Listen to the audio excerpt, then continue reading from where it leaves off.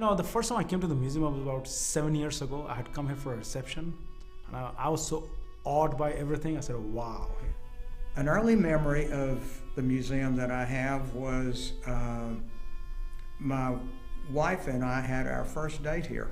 My first memory of the museum was walking in the door at City Hall the first day it opened.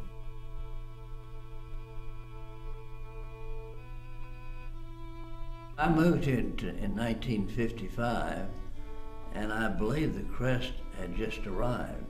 Am I right? That sounds about right, Yeah. yes. Mm-hmm. And it was spectacular. The center of this building has been here for quite a while. 1959 was the And then we've expanded it from time to time. I think the museum is so important because it allows us all time to reflect and discover more about who we are, more about how we fit into a larger place in the world. You know, I think the role of the museum in our community emphasizes the word community. I think it makes us more complete as people. I just think that the arts play such an important role just in general in building kind of a diverse community. So a lot of times when you think about a city that you want to live in and a city that you find interesting, it's not just the shopping or the restaurants that make you want to live there. It's the other things that there are to do. When I think of cities that I really enjoy going to and spending time in, it's those cities that kind of have a little bit something extra to offer. This museum is a great example of a city-public partnership. Mm-hmm. It's made up of a great building, largely paid initially by the city and thereafter by individual donations from citizens, companies. The art is almost entirely has been given by various donors. We have a collection that embraces the whole world. You can come in this museum and you will see all of civilization right here. And that's, we hit every continent. We did. Yes. And I can certainly tell you that this is the crown jewel of our cultural institutions. And just to have this marvelous collection. By the way, what is even more fascinating is that our museum is owned by our city. But to have this fantastic collection of art and culture and pieces, and it's not just paintings. I'm just talking about whether it's Native. My wife is from El Salvador, so I love the fact there's so much of Native American art out here. Well, I think primarily it's a great place to expand your way of thinking about things. I think art has a way of introducing ideas and places and things that are unlike any other way. I think you can talk about something and you can read about something, but when you engage a piece of art, you learn in a totally different way in your mind. And I think for me, and I think for a lot of people, that's a very important part that the museum plays for people. It can really transport you to other places in your mind, unlike anything else. I talk a lot to my kids about just having that experience of being in museums and being around art on a daily basis in a way where it becomes a part of their daily life instead of it being, just like a special trip that you do. But that, it's a place that's supposed to be there for the community to come and go, and it's not supposed to be an intimidating place. It's supposed to be a place where you feel welcome and you always find something new, and so that it's always fresh and keeps you coming back. And I think that's really good for kids growing up. I think this museum takes us beyond our individual worlds, our worlds of Birmingham or Alabama or the Southeast or the United States. It takes us to other cultures, to other peoples, to other worlds. And I keep coming back to the word complete. It makes us more complete people. We have so much to offer here in the Birmingham Museum of Art, and I think it plays a vital role in what it offers the folks who live here in Birmingham if they'll come take advantage of it. Look of Love started as an idea about 3 years ago, and it has taken that long to bring that idea to fruition. It's every collector's dream to see all of their collection displayed so beautifully in a single place and seeing the public enjoy it so much. So it's been a tremendous, tremendous pleasure for David and myself to wander into the gallery and see visitors enjoying what we have taken so long to lovingly collect and amass.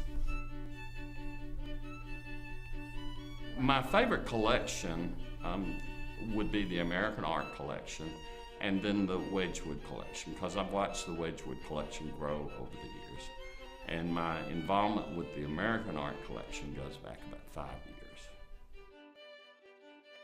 One of the reasons I personally got involved with the museum is after I came and saw the Callahan Gallery. So more than a piece, it is just everything that the Callahan family has done around Indian culture and to preserve and promote it in Birmingham. So anything that we can do around that collection is what my favorite activity is with the museum.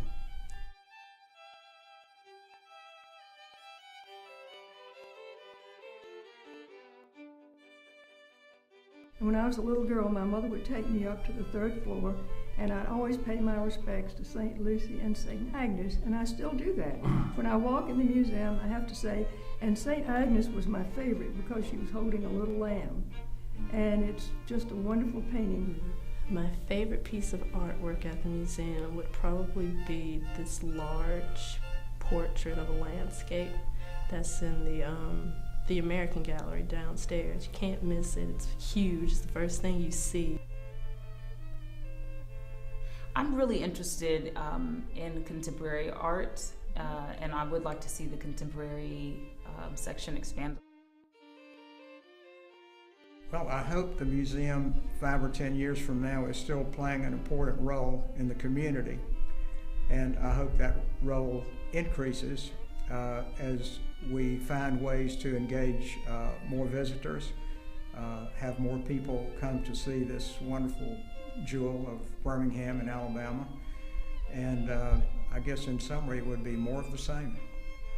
Certainly the museum has outgrown its current physical capabilities. So for example, the collections are so big that half the time you can even show everything of importance even within a single collection. Second of all, it's 6 years old. Even though it has grown, so the physical infrastructure, the location, I think a number of the different cultural communities need to come together and create a multi-purpose cultural center where the museum is the centerpiece of bringing people together.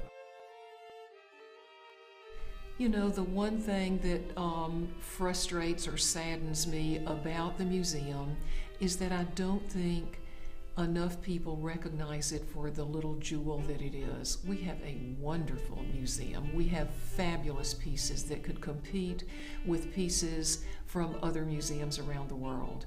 And I would love to see us have the kind of profile and the kind of pride that museums in much bigger cities have. Well, we want things that'll last for centuries. And I think what we want to do is think about our century. What are we leaving for the future? How will they judge what our civilization was? And how will they look at it through the eyes of art? I would say come try it. It's really a great place to open your mind, and it's worth a visit.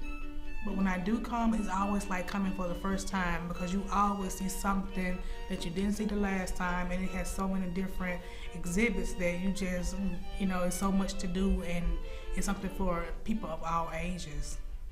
Our programming has reflected a lot of what we hear back from our members and individuals in the community. I hope the museum continues to do that and can grow and embrace as well as anticipate desires from our community. This is a truly great museum. We think it's the best or one of the best in the Southeast. And Richard Arrington, a fine mayor that really knew the importance of the museum. And he said no great city can be without great art. And he said the arts and culture are a magnet for events, people, and business development. The city's commitment to art and culture in Birmingham is strong, not only because it's fun, but because it's smart.